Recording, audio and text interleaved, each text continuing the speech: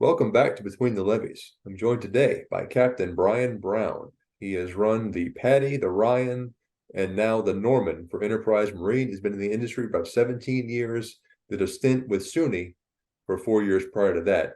But there were some other companies we were talking about. Who all have you worked for in the industry? I started out with Kirby Inland Marine. Started out as part of their the first wave of maritime graduates that they brought down from SUNY back in '06. I've also worked for Maryland Marine / Higman.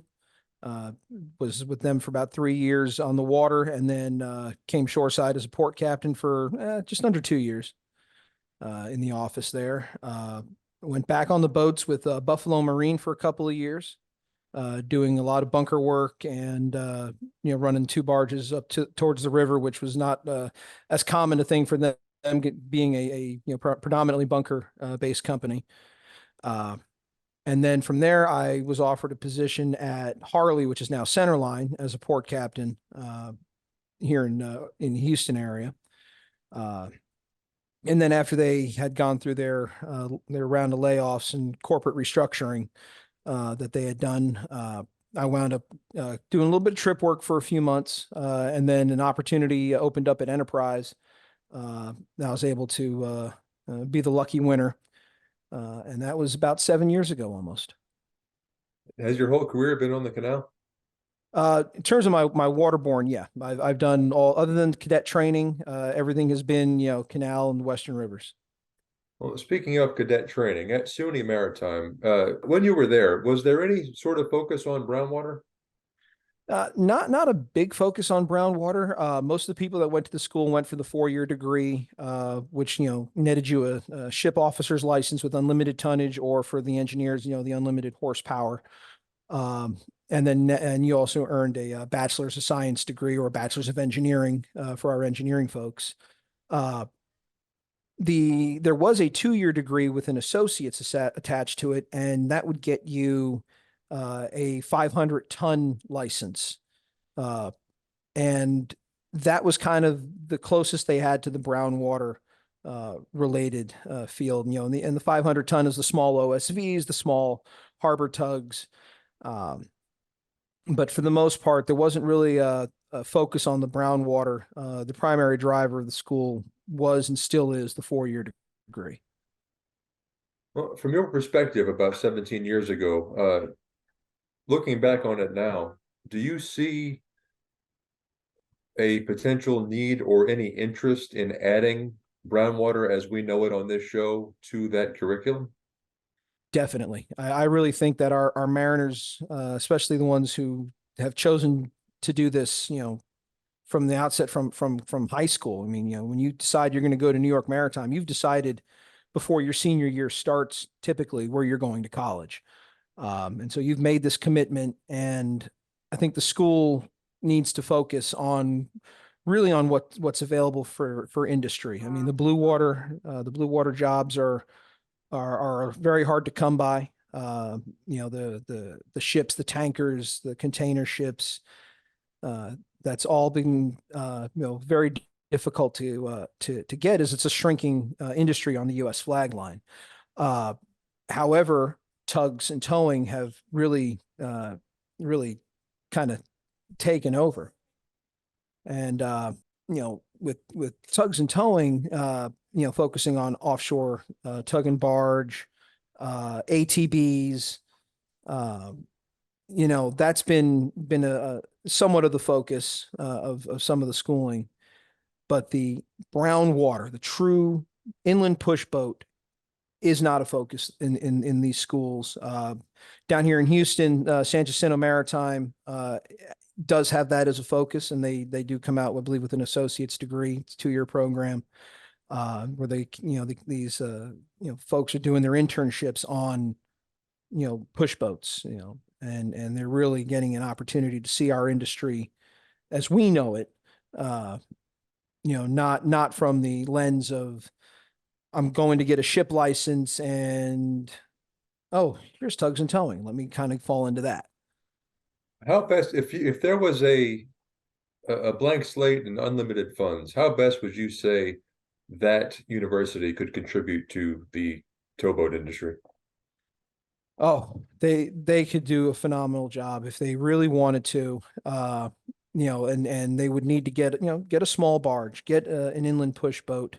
Um, in terms of the unlimited funds, I mean, and really try to get um, you know, alumni who are in this industry. One of the things that we love doing is teaching. Out here in this industry, you're always looking out for the next person. The person who's ultimately going to, you would hope, come up and take your job, so you can move up to take the next job in the line.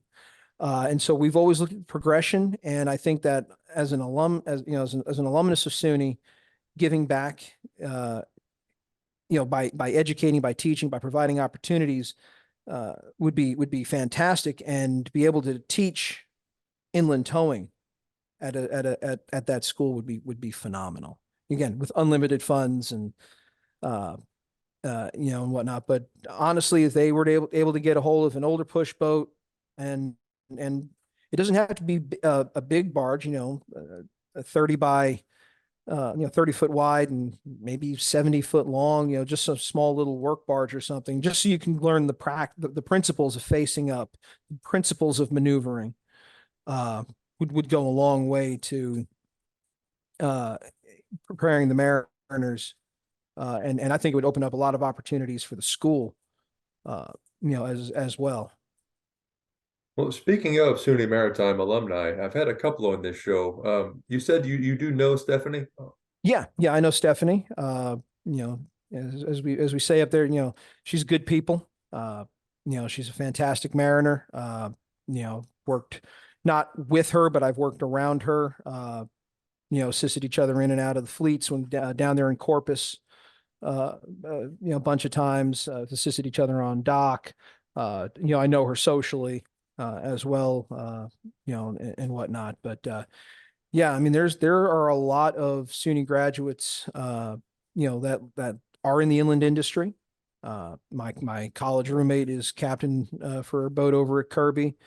One of my best friends was also is now over at Kirby. He had done some time at Higman, and when I saw that Higman wasn't long for this world anymore, as the company was starting to have their own issues and ultimately got bought out. I drug him along with me to Enterprise, and I've actually got him on board as my relief captain on the Patty for he was with me for about a year and a half before becoming captain on his own boats. So there's a lot of us down here, and you run into SUNY kids all the time. You listen for the New York accent on the radio, and that kind of clues you in. Yeah, I can imagine there's an interesting accent on that radio on the canal. Yeah, it's very similar to the New Orleans, what they call the Yat accent. It's similar. It doesn't have the French influence to it, but the German influence is very heavy. So there's certain words get pronounced very similarly. So it takes a minute to, someone needs to speak for a good little bit before you're like, oh, okay, that person's from New Orleans, or oh, that's one of those Yankees. Well, let's take some steps, walk through your life up to and maybe through your time at SUNY. So, where were you born, sir? I'm born and raised on Long Island. Okay, tell me about your childhood. What year would that have been? So I was born in '84. I think the song, the number one song of the week, or the number one song that week was, I believe, the Ghostbusters theme. Roger. So if that doesn't date me a little bit. And yeah, so I grew up on the North Shore of Long Island. My family moved to a place called a little town called Syosset, up there in the town of Oyster Bay. And I went to Catholic school for 4 years of elementary, which was really my middle schooling, and then 4 years of high school. So I went 8 years right there. Didn't have to worry about what I was going to wear to school, because it was the same thing every day. And during one of the guidance counseling classes that we had, they had us take a personality test on the computer. And you answer all these bunch of questions. And one of the things that came back with my personality test was, entrepreneur, ship's captain, business leader. It's like, okay, ship's captain, that's kind of cute. I love Star Trek, but I'm no James T. Kirk. Well, a few months after that, my mom had these one of these Peterson's college books. I mean, these things are like that thick, bigger than the phone book. And it's a listing of every school, all their programs, throughout the whole country. And she randomly opens up to this page, and she goes, "Oh, here's a school for you." And I said, "Well, what school is it?" She goes, "It's SUNY Maritime." I said, "What do they do?" She goes, "I have no idea, but there's a picture of a ship." And it all started clicking.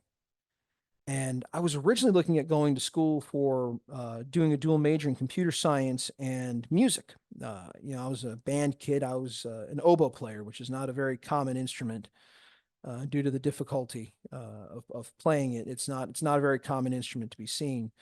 And so I was hoping to kind of get into a school using, a music scholarship or something along those lines, and then, piggybacking computer science onto that. And when she randomly opened to everything, and I was like, oh, maybe there is something to this personality test that I took. Let's go check out the school. And they had a business degree, and set foot on campus, and it felt like home. It felt like I was on the North Shore of Long Island, which, when you think about it, really isn't that far from the Bronx, especially this part of the Bronx, Throgs Neck. And so I was like, okay, this feels right. We looked into the program a little bit more, visited with the school, and said, sure, let's do it. And I did my early decision for it, which basically meant that they were going to rush you commit to the school if they give you an early decision that says, okay, we're going to get back to you sooner. We're going to move you to the head of the line and whatnot for review. And I got my acceptance letter in the beginning of September, and literally a few days later was 9/11. And the school had reached out and said, look, we understand that, while you're not required to join the military here, if you are having second thoughts, we're not going to hold you to it. And I said, well, I'm all in. Like, this is something that's really interesting to me. Let's do it.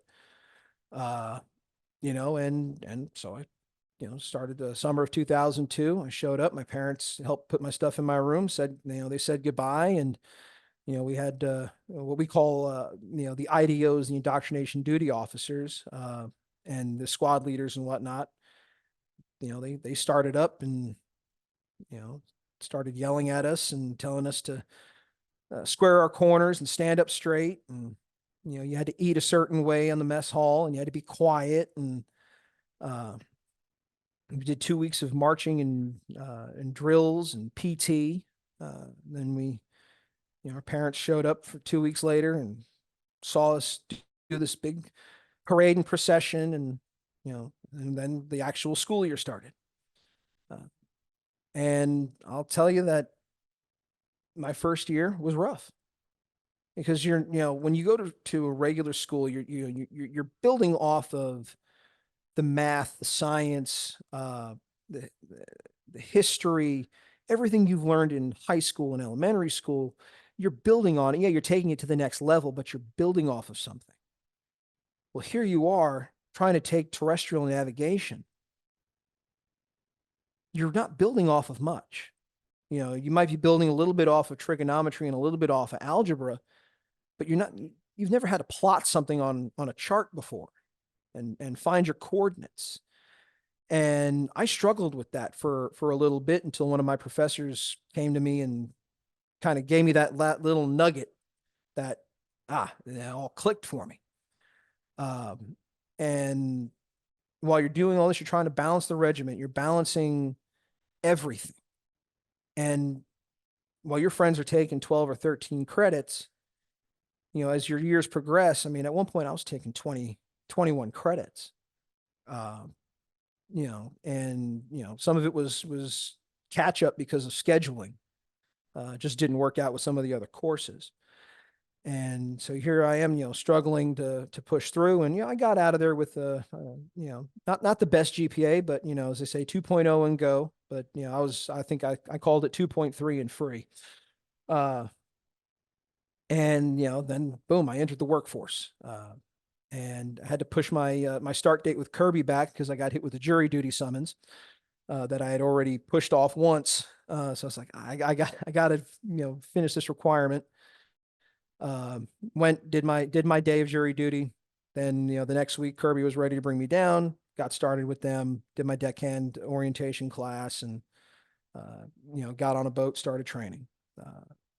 Was trained and from basically from that fall of 02 or that fall of 2006 until I got cut loose in August of 07. Standing my own watch on the old Marshall Inn, which was a 1,200 horsepower on a good day, pushing 230s. Which people today, guys coming up, they don't see that mismatch horsepower ratio anymore. They're getting on 1800s and 2000s at a minimum, pushing 230s. And so I really learned boat handling and how to maneuver and how to plan ahead because I didn't have the power to stop. I didn't have the horsepower and the weight to hold up empties, and you learn patience. If you lose it in the wind, give it the old try to pick it up a couple of times. But it's don't keep trying because just wait for things to die down. Give it a shot, but after that, there's no sense in it because you're overmatched. Before we get too much into your career on the water, did your parents have anything to do with the industry, or was it strictly a personality test that guided the rest of your life so far? No, my dad's an OBGYN. My mom's a midwife. Now, fortunately, both are retired. But no, this was not in any way, maritime was not in any way, shape, or form in the family background. And other than going on cruises for vacation every so often, I mean, that was about the extent of being on the water. So no, there's no family history of doing that. Well, how did you find your way to Kirby after graduation? So Kirby was starting to expand. They were getting ready to start. They had done a large growth program by acquiring all these other small companies. Hollywood Marine and a bunch of other small entities over the 10 years prior, and they were getting ready to start another growth program, but building and growing organically this time, building boats and whatnot. And they didn't have the manpower for a green guy to come off the streets, to starting his deckhand class, to becoming a tankerman, getting through the steersman program. If everything fell right, you were looking at 5 years. And that wasn't fast enough for what their growth needs were. And so they looked at the colleges and they said, well, these folks have already committed themselves to the industry. They've done 4 years. They know what the industry is like, at least the general maritime industry is. I'm sure they figured most of us had some kind of student debt along the way, so we'd be kind of wanting to work to be able to pay that. But most importantly is we came out with a license, not a towing license, but we didn't need to go to school and get our towing officer assessment record. Well, we had to get the tour done, but we didn't have to get the apprentice mate courses done because our unlimited tonnage license counted and served as that apprentice license. And so Kirby looked at us and said, all we have to do is show these folks, show them the ropes, show them how to throw lines, show them how to deck, and then let them learn the waterways and how to handle the boats. And they had quick start program, and that was what they had envisioned. And so they came up to the schools, and I was at one of the job fairs in the springtime, And I was looking around, and it was mostly engineering companies there. And all the seniors, all the first class, we had to wear our dress uniforms. Everyone else was instructed, to wear their regular daily khaki uniforms. And even the civilian students that we had at the school, they encouraged them to wear suits for those who are looking for jobs, be as presentable as possible. And I'm looking in the corner, and I see, Nassau County Police Department and FDNY and some engineering firms, Con Edison's over there. And I get a tap on my shoulder, and I turn around and I say, "Can I help you?" And this gentleman, Kenny Shaver, who has since passed, goes, "No, but I can help you." I'm like, "Explain yourself." And so he brought me over to the booth, and we chatted for a couple of minutes, and then we went over to the mess hall and had lunch, and signed up for an interview the next morning that was supposed to last 30 minutes and went, I think, like an hour and 15, which upset the guy who was next in line. But Kenny and I lost track of time. And a couple of weeks later, they came up, and a few of my classmates who didn't have the opportunity to interview with them or see what Kirby was about, I grabbed them and said, "Hey, Kirby's coming to do an informational meeting. Come down. Let's go see what come see what this is about." And Kenny handed me my offer letter saying, "Hey, we'd like you to come work for us." And so I kind of look at myself as one of the first, almost patient zero. And I think out of my graduating class, which was 120 some odd students, we had 83 or 84 deck license. And I think 12 or 13 of us came down to work for Kirby. So there was no competition for the job because Kirby was looking at expanding that rapidly. And of course, they went to Mass Maritime in Maine and Great Lakes and Cal, and of course A&M, which is right in their backyard. And they also went to Kings Point as well. But I think they're the bulk of the ones that started working for them in 06 into 07 came out of SUNY. What were you least prepared for your time on deck and getting on these towboats? The watch schedule, honestly, because on ships there's 3 rotations. It's and so when we would set our watch schedules up at school, because again, you still want to get into that rotation and into that feel. You do 4 hours on, 8 hours off. Here you're doing 6 and 6 or 7 and 5 or 8 and 4. Depending on if the captain wanted to do an alternative schedule. And so I think that was kind of the thing I was least prepared for, was the differing watch schedules and adjusting to that. And then having to switch, to back watch, to cover things, and whatnot. But, in terms of the workload, I mean, chipping and painting, I tell my wife, I said, "Look, I went to college to learn to chip and paint." Dumbing it down a little bit, but I mean, we did that for 4 years. So chipping and painting, the basic deck preventative maintenance was all, secondhand. Learning how to handle the cables and wires and stuff, that was, just something to learn. And then from the boat handling perspective, we were not prepared for how close you got to the person that you're meeting. They say an inch is as good as a mile, and there are times where, an inch is as good as a mile. And even today, 17 years in the chair, there's times where I have to stand up and, put my whole self into it to make sure that, yes, we are going to clear and be safe. Well, you mentioned earlier some of the challenges of shoving, I think you said 230 Ks with an underpowered vessel. Yeah, well, which by today's standards would be considered underpowered. Back then was maybe just one step below the average back then. What was the horsepower? 1200. Okay, 1200 well, horsepower on a good day. tell me about some of the challenges of that gig. So anytime you had heavy current, obviously, if you're going into it, speed would be a big factor. Maneuverability, of course, going into it's not so bad, other than just making sure that you're able to get through certain choke points.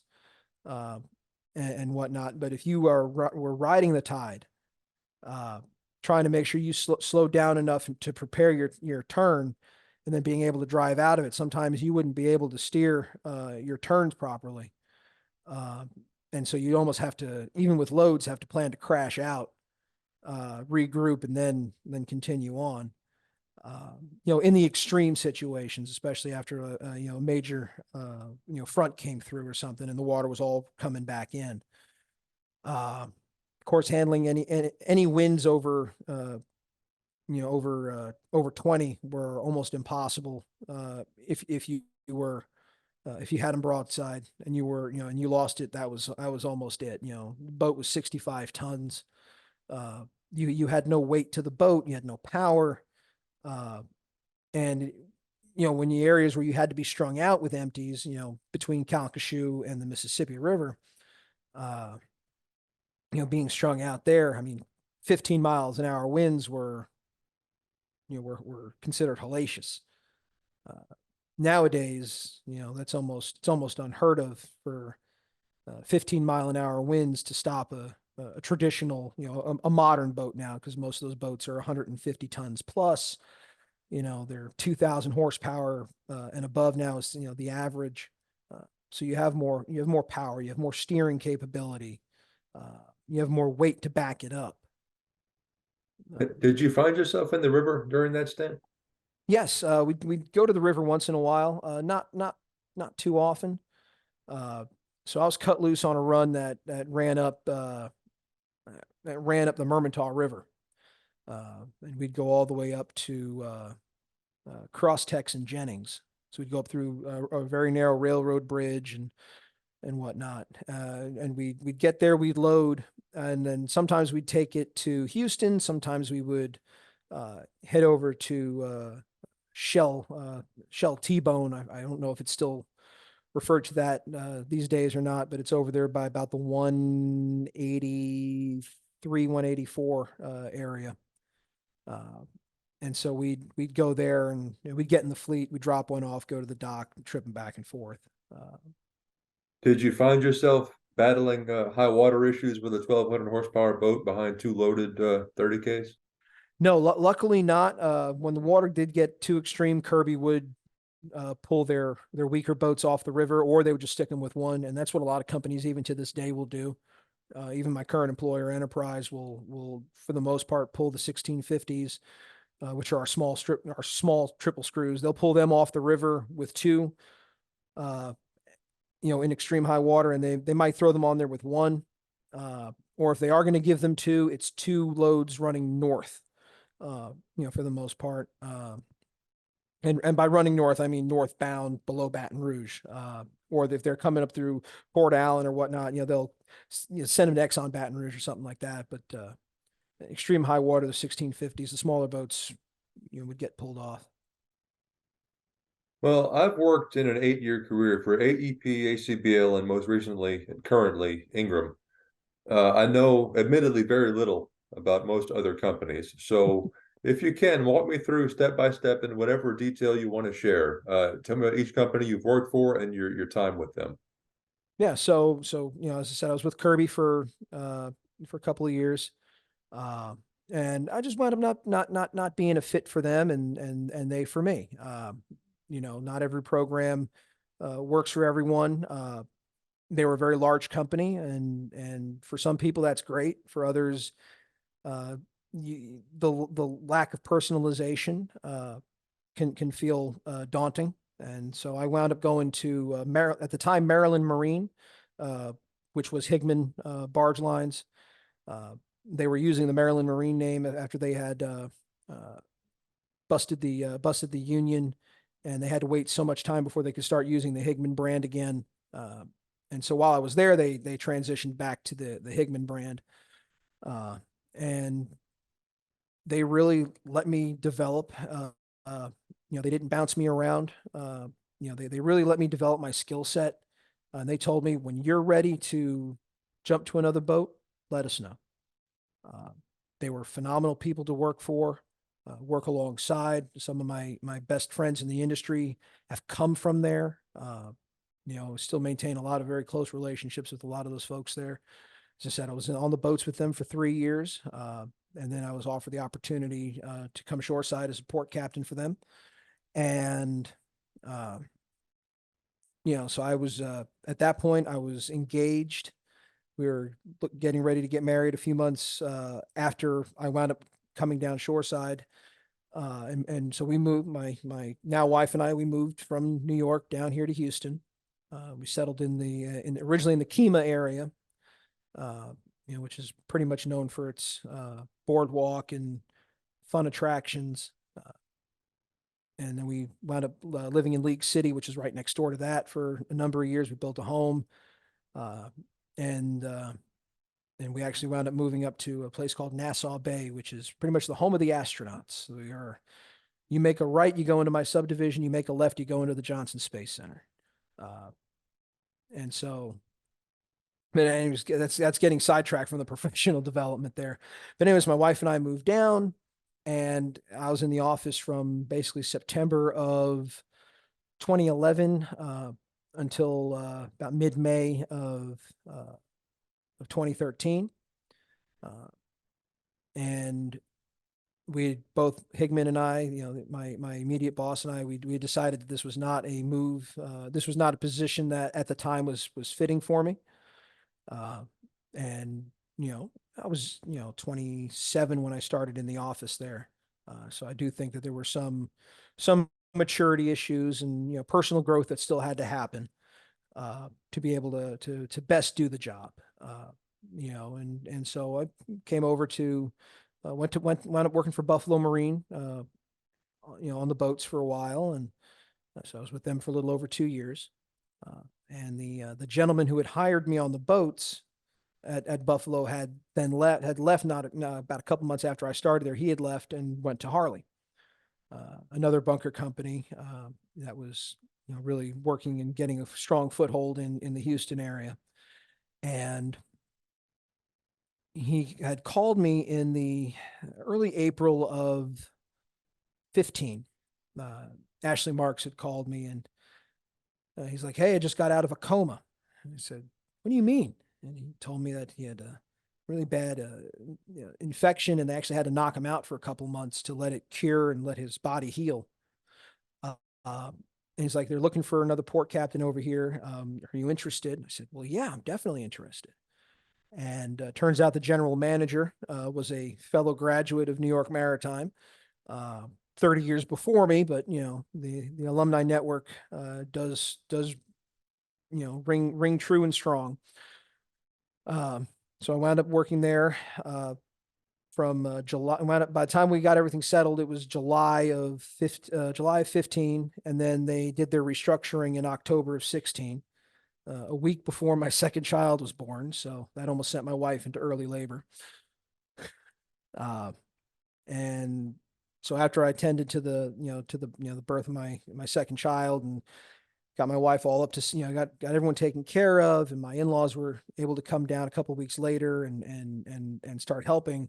I then went and started doing some trip work for some local companies, among them E2, and whatnot. But, did some trip work for a few months, and the opportunity at Enterprise opened up.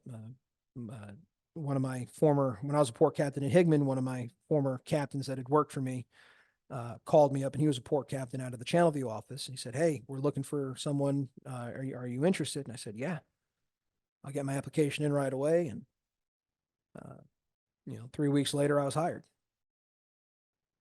Well, I know, of course, in your time with Enterprise, you've run the Patty, the Ryan, and the Norman. Fill me in before we get into your time on those vessels on maybe some interesting stories of your time on the canal, maybe some storms coming through, or anything that comes to mind from 17 years. So my first hitch with Higman was I started in August of 2008, and started on the old Carl Andre, which was the Mark Flynn prior to that. And this was a tiny boat, 1,800 horsepower, but again, like 65, 70 tons, very small boat. She had some oomph in her, but no weight again. And during my first hitch, we're in Houston, we're in Boone's Fleet and Channelview in the empty fleet, and Hurricane Ike is barreling down on us. And so that was kind of interesting. At the time, Higman had paid overtime for employees that were on the boats if you needed to go past your 12 hours. Um, and so we were told, like, look, once the port goes to condition X-ray and you guys need to start prepping, unlimited overtime. Just make sure everything is set and safe, and roll with it. So we got everything, squared away, and the boat was ready to go. And the relief captain and I were on the boat. The head captain had gotten off a few days earlier. And the relief captain's like, look, when the winds get to about 70 miles an hour, wake me up. So once the winds hit 70, I woke him up. We had the secondary generator brought online. Both main engines were brought online. And our wind gauge broke at 104. That's where our wind gauge literally ripped right off the top of the boat, just gone. I know some people had recorded some winds over 130, almost 140 miles an hour, just around the corner over at the Kirby fleet. And so we're getting barreled and beaten with all these, all this wind. And I mean, even right there in Old River, I mean, the sea state was miserable. When you have that much wind coming, it's going to make the water, or even in that small area, it's going to make the water pretty rough. About just about 5 o'clock in the morning or so, 4:45, 5 o'clock in the morning, the eye comes over us. And I'd never been in a hurricane before, like a real hurricane. I mean, Bob, when I was a child, and Floyd, when I was in high school, had come up through Long Island, but they were nothing by the time they got up to us. I wrote out, tons of blizzards and whatnot, what they call nor'easters. But again, nothing on the water before, nothing like that. So I tell the guy, I said, hey, the eye is here. It's calmed down. Let's double check everything outside, make sure we're all good and tight again. Get everything secured. Guys come back inside. And 3 minutes later, the fire alarm's going off. So I run downstairs because nobody's coming upstairs, and I see where the fault was is in the galley. So I run downstairs, and I can smell that acrid smell of electrical fire. So I grab the extinguisher on the second deck, get it ready. I come down into the galley. The relief captain and both tankermen are standing around the microwave. The microwave is sparking. The tankerman had accidentally put his fork in when he was trying to heat up his eggs and bacon. And they're just standing there watching this thing. It's like, guys, come on. So we wound up having to get a new microwave and all that, but minor compared to the damage we saw the next couple of days as we got called over to our office in up Carpenter's Bayou.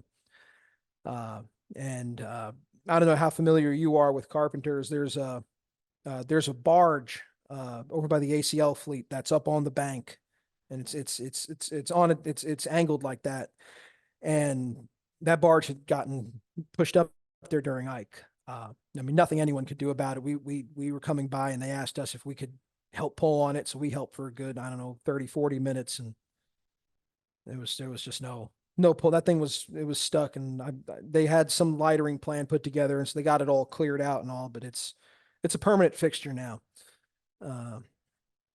Well, beyond that instance, tell me a little bit about recovery from that hurricane. The next few days, maybe the next week or so. So yeah, our office at the time was a couple of trailers strung together, right there at SBS. Higman was leasing space from Stolt, and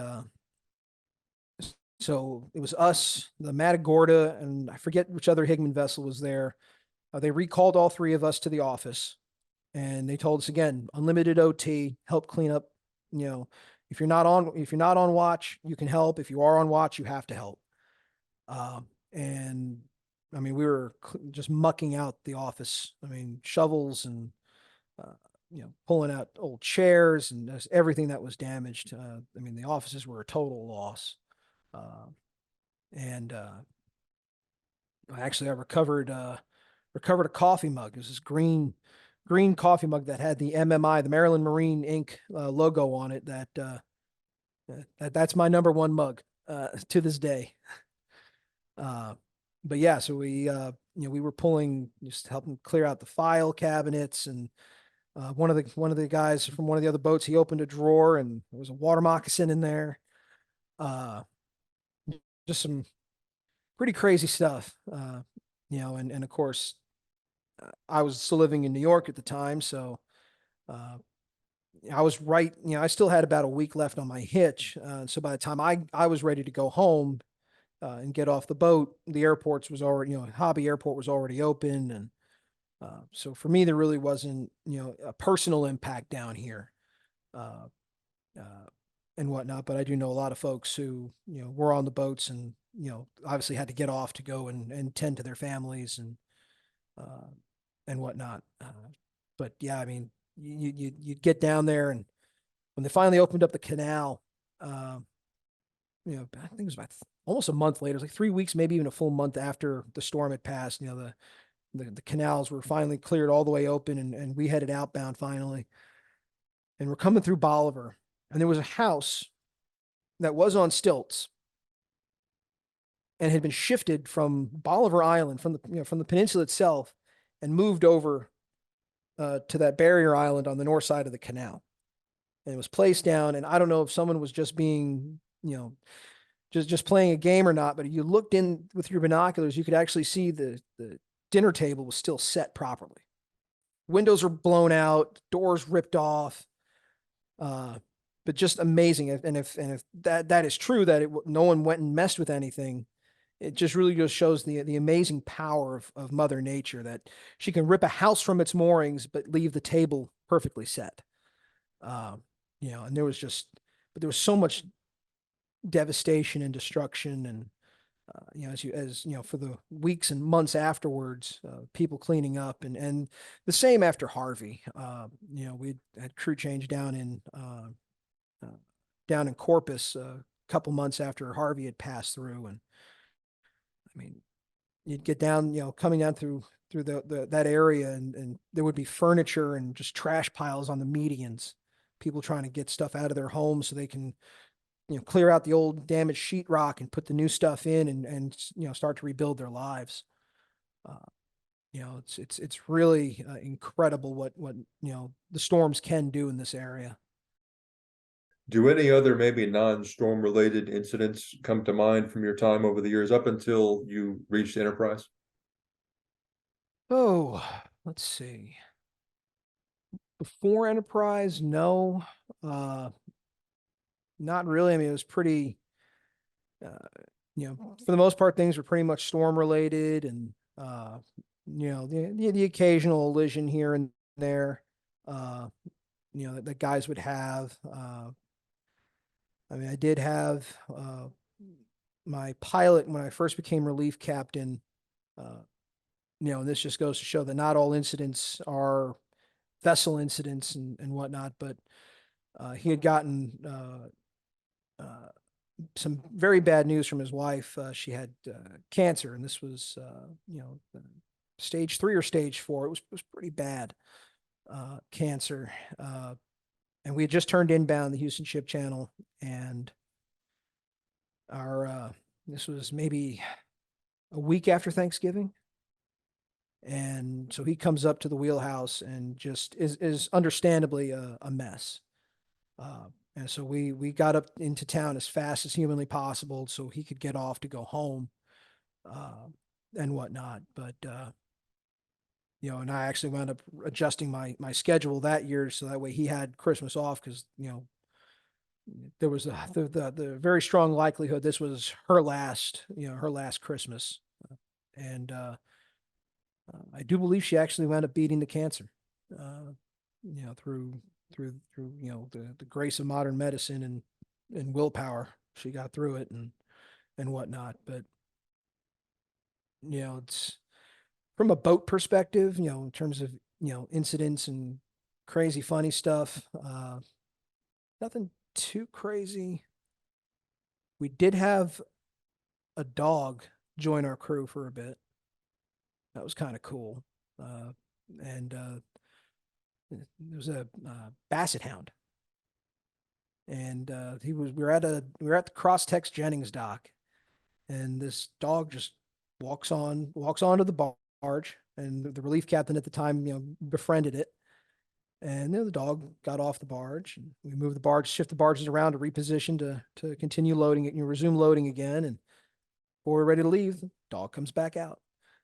And he wound up taking the dog home.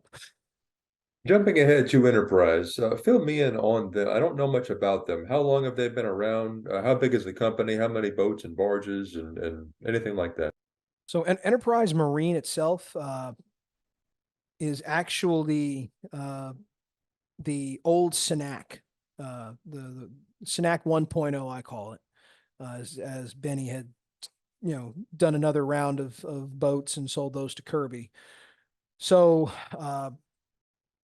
Benny sold SUNY to TEPCO. I want to say like 2009, 2010, something like that. And TEPCO had also purchased Horizon, and so they merged those two organizations together.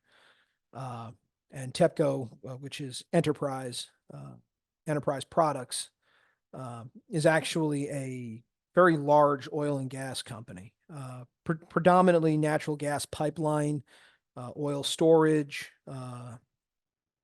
and the overall corporation, I want to say, is over 7,000 between the pipeline and all the docks and facilities and refinery stuff that they own, plus the Marine Division. The Marine Division itself, I had to guess, is probably around 350 people.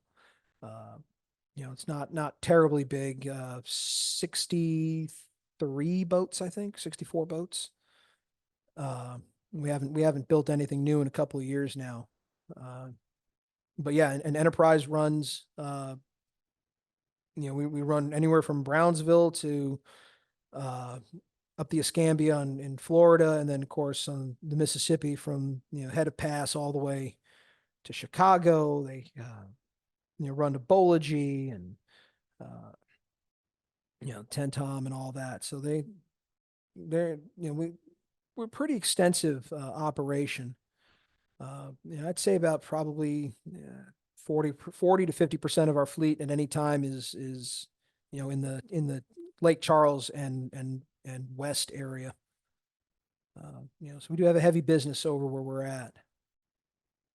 You mentioned you ran the Patty first on a Brownsville run. A few previous guests have been on that run, and seems to be either a love-hate relationship all the way down to Brownsville.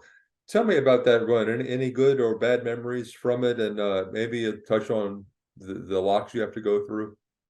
So when I had the Patty, we did a couple of years of just general work. We didn't go to Brownsville. They sent us to Harlingen a couple of times when a larger boat was supposed to go, but they didn't want to send the bigger boat for obvious reasons: too deep a draft, too long, things like that.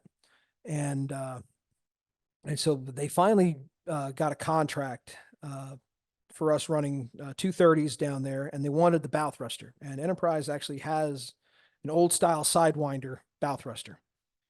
It's all run with air. Most bow thrusters these days have an electronic remote control in the wheelhouse, and the engine is and the throttles and all that are run electrically, through that. This is a traditional Sidewinder, and it had 700 foot of air hose running from the throttle in the wheelhouse all the way down to the bow thruster. And so to me, it was a cakewalk. We had a bow thruster, 1,600 horsepower, 230s loaded or empty with that. And so I enjoyed the run. I really love running down to Brownsville, and even without a bow thruster, I like running down to Brownsville. The locks. Now, most companies have a policy that when you get to Colorado, and especially for Brazos, that you break down your tow. One barge at a time. For some of the ones that push 6-packs, they might take 2 barges through at a time. But no longer than 400 feet unless you got a bow thruster.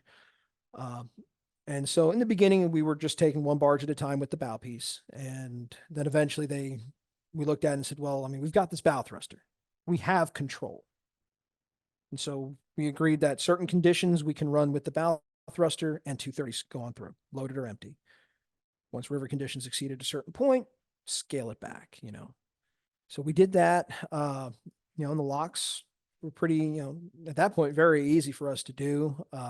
Zip right on through. You didn't have to tie off, you know, to buoys and whatnot, or wait your turn. You know, you still had maybe wait for them to bring you in, but you didn't have to wait for a spot on the moorings to break down. And so while some people might experience a delay of a day or two, once you're in range, they say, all right, just come on through.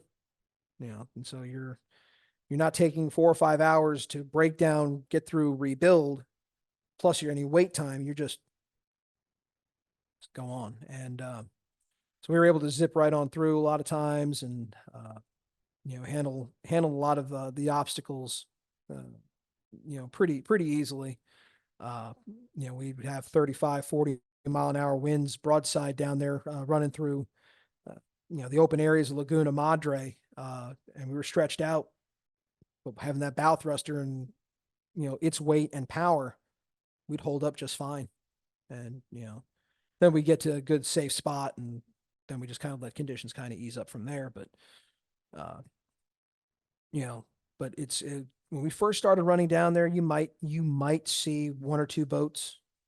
And then after about a year or so, it started getting a little busier. And, you know, as the Port of Brownsville was, you know, building itself up again, and they'd built some, you know, new docks, and, you know, opened up, you know, they opened themselves up for better business. And then Harlingen, of course, you know, has a facility all the way up the Arroyo Colorado, inside the port there, that has become, you know, that's always busy. Before, you might see a boat up there once in a while, and now it's pretty steady up there. And you know, so that run, you know, you're seeing more boats now, and there's a little more traffic, but it's still relatively quiet, especially when you compare it to running into Corpus or between Houston and Beaumont. Do you have any horror stories about Matagorda Bay, or maybe that you've been a part of, or that at least you've witnessed? Oh, we're pushing one barge. I had just been cut loose, and I've got horror stories of both ways. And we had a trip pilot on the boat, and I get up to, I've been cut loose maybe 4 or 5 months at this point. I was no longer on the Marshall Lynn. And this is when they started bouncing me boat to boat. And come to find out, we had passed up everybody over there by the Matagorda moorings, and started out. Well, everyone was waiting because they were anticipating fog. I had never been that way before at this point. And I get upstairs, and with this trip guy on the boat, and he saw me, and he hauled it. He got out of that chair so fast. I didn't say I got you. My eyes hadn't even adjusted to the dark yet. I literally set foot in the wheelhouse, and he bolted. Luckily, the tankerman had a lot of stick time running down that way, so I called him up to the wheelhouse, and you know, we figured out exactly where we were, based on the light characteristics of some flashing lights that we were able to pick out. The chart plotter wasn't really very good, wasn't very detailed, but yeah, we fumbled our way through. Turns out we were over there by Palacios, so we still had to get up there, make the dog leg, go across the intersection, which I had no clue what the intersection was going to do to me, because I didn't know anything about the area. We were empty, so it wasn't that big a deal. But we got through there, got into Port O'Connor, which shut out fog. I knew I couldn't stop because I knew there was stuff on both sides, and I wasn't safe to stop until I got, you know, past the Air Force Channel, and I was able to layer on the bank, and whatnot. And then on our way back, a front hit. And I come up to the wheelhouse, and we had just started out. We were just made our turn out from Port O'Connor to go up towards the intersection, and we're getting tossed around like a rag doll. And I'm like, what's going on? Like, what are we doing out here? And you had to have at least 3-footers out there. And the wheelman's like, well, we got to go. We got to go. I'm like, I'm taking over in a couple minutes. I'm turning this thing back. So this is not cool. And luckily we didn't bust we didn't bust our face ropes, but we did bust one of our jockeys. And one of our hold down wires. We did bust that. But that was before we actually turned. So we were still in it, right before I took over, we busted that jockey, but I wound up turning around and went back in, and we had to wait like 2 days for things to calm down. But I was just, that had me scared. I wasn't used to getting tossed around like that on a push boat. Well, fill me in on your time on the Patty, and then of course the transition over to the Orion. So yeah, so I was on the Patty for literally 5 years to the day, November 1st of 2017 to October 31st of 22. And good boat, loved that boat to death. Small boat, but it was home, it was comfortable. Did everything we needed it to do. I had became one of our DEs, which I've been training guys at other companies prior to that, but I got on our list at Enterprise, and they would send me steersmen to train and whatnot. And to me, I feel that learning on a bigger boat is great. It's good to learn that, but you're going to get your best education on the small stuff. Learn how to handle the tow with less horsepower, less weight. When you get to a bigger vessel, you're going to learn better. You're going to learn more, obviously, but build those skills while you're on the small stuff. And so I love boat handling. And so the boat handling challenges of a small boat versus these nice, bigger boats, is definitely, it's different, but it's a challenge. That's what I enjoy. So anyways, I'm on the Patty for 5 years, and port captain called and said, hey, we're looking at, at our list here. And are you still interested in going to a bigger boat? And I said, yeah. I said, well, we've got the Ryan available. I said, okay, I'm interested. He's like, all right, well, it's yours. It's like, okay, cool. And it took a couple of weeks to get the transition done and whatnot. And we got on the Ryan, and, the captain that had the boat prior to me, he had kept that boat in top shape. I mean, I was fortunate. I mean, the Patty being a much older boat to begin with, older boats have older boat problems. And, sometimes it doesn't matter how much a crew does for a boat. It can only look so good, just because it's old. It's, you're constantly fighting rust problems, or, there's always something that on an older boat that, you're fighting through that boat's personality. And we got the Patty looking very good. It was in good shape, especially for one of the older boats that we had in the fleet. But when I got on the Ryan, it was this boat that was just left in beautiful condition. And I brought my whole crew over with me, except for my relief captain and his tankerman. And they offered him captain on the Patty, so he moved into a captain's position on that boat. And I had actually finished up his steersman training, and so I moved him from steersman to pilot, moved him from pilot to relief, and then relief to head captain, and whatnot. But so we get on the Ryan, they put us on a different run. So now we're running, Houston, Lake Charles, some Corpus here and there in the beginning, and then they put us on a Sea River contract, and we were running pretty much Houston, Beaumont, and Baton Rouge, with the occasional trip down to New Orleans. With as low as the river's been, that made it very interesting, because we went from this extreme high to an extreme low. It felt like overnight. And then kept saying, kept looking at us like, how low can we go? But yeah, so that boat was, 2,000 horsepower rated, but she felt stronger than 2,000. a lot more weight than the Patty, a lot more room, more comfortable. It was a very nice upgrade over what I had. And then I get a call back in September of this year, and my poor captain's like, "Hey, captain on the Norman, he's been on that run for a few years now. He's looking for a change in pace and scenery. You live in the area, so it makes sense. Are you interested?" And I'm like, "Yeah, let's go for it."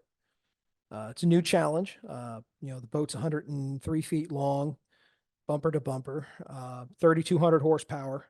So significant increase in power. So there's a whole new handling aspect there where you need to learn to not use your power. Uh, you know, bump it in clutch, let it go, knock it out, let it coast for a bit, and then bump it again, uh, and things. And then, of course, the bridges. So the Norman being a retractable wheelhouse boat, we drop below the I-10 bridge and the Channelview Railroad Bridge, and go up to Lyondale, Equistar, up there, and coming up with a load or coming down with a load, that's easy. You got great side angles. The first few times we did it with an empty, that was nerve-wracking, as you retract all the way down and all you see is the stern of the barge. And you see only the stern of the barge until we have a good camera system that's been set up, but it still takes some time before the bridge piers come into view. And, so you are relying on the men that you have out there on the head of the tow to be as accurate as possible. And I have a fantastic crew. They know how I like things, and they know communicate. And so I don't really have to push them to say, "Hey, I need to know what this is." They know to tell me, through years of experience. How many barges at a time do you have going through there? We only take one through at a time. Yeah. Now we may wind up having multiple barges on dock, but we'll trip them up. But the dock doesn't do anything doubled up. So, they might bring a pie gas barge up, and they might need a methanol barge up there. And so you're just kind of, you bring them up there as they need them. I think the most I've had up there at one time so far is 3. So you bring them all up in quick order, and then of course they all finish up around the same time. So you got to shuffle them all down. So when you do have 3 up there, are they all on dock simultaneously? So sometimes they can be. There is a standby dock up there, but that's usually they don't call a barge up until they're actually ready to work it, or they're ready for at least to be ready to work, first thing the next morning or something like that. But so we don't usually bring a barge up just to stash it. And as far as running the Norman, that's all local Houston Harbor runs. Yeah, for the most part, we have had to make a couple runs to Beaumont and back. Wound up just being one of the only boats that was available to go load a barge over there, and we had to trip a couple of barges over there once to swap a tow out with someone, and we were just the only horsepower available. So you can make that run pretty quick. Real quick, before we wrap up here, tell me a little bit about your time on the Ryan. Anything interesting happened on the way to or from New Orleans? And how is it running through Homa? So running through Homa, it can be a challenge. Depending on what the tide's doing, and if you have empties and if there's any kind of wind, it's narrow. It's you got some pretty tight turns, and if you have a boat that'll slide, then you need to plan accordingly to break that slide or not generate as much. The way it used to be before, where everyone had the AIS overlays on their chart plotters, the Captain Voyager and the Rose Point now. You used to say, "Oh, I'm eastbound, and I'm starting to line up on the bridge." Meanwhile, you're 4 miles back, or especially guys westbound. "Oh yeah, I'm starting through Sinac Bend now." Meanwhile, they hadn't even gotten to Prospect Bridge. Once people were starting to see that, and they would get the overlays on those charts, and you could actually see where somebody was, they'd say, "Oh, I'm starting through Sinac Bend." no, you're not. You're a mile from Prospect, dude. Like, I'm coming. You know, so it's changed a lot. And there used to be some small boats that would say, "Oh yeah, Cap, we'll meet you in between the bridges," and you would think, "Okay, well, you're going to meet in that spot where you have the Homa Twins and the old railroad bridge." You know, it's a couple of spots where you can meet some smaller vessels there. And yeah, most of the time you meet there, but sometimes some of these small boats, when they say I want to meet you in between the bridges, they're trying to get in the Twins with you, and there's just not enough room. Uh, so it can get a little hair raising sometimes coming through there. Uh, you know, definitely have had to regroup on more than one occasion because of the wind and slide and whatnot. And then my time on the Ryan, for the most part, pretty uneventful. You know, and that's it's kind of how I like it. I like things to be nice and quiet. You know, no incidents really, uh, no crazy stories. You know, I trained a pilot or trained my steersman all the way up to pilot on there. You know, so I had a guy that took it just, I think the most interesting thing was that it took 5 months for his license to come back from once it was submitted. That's probably the most interesting thing that happened to us on the Ryan. Otherwise we just we did our job, kept out of trouble, and uh, you know, no COVID outbreaks on us, nothing crazy. A quiet hitch is a good hitch, Cap. I do Yes, it thank you for is. fitting me in today here, man. Hey, well, I appreciate your time. Yeah, this one will premiere in early January, and we'll keep in touch with you. Okay, sounds great. Yeah, and just, feel free to edit down whatever you need to No worries. make it flow. Thanks a lot, All Cap. right. Have a good Thank weekend. you. You too. This has been a production of Where You At Studios, LLC.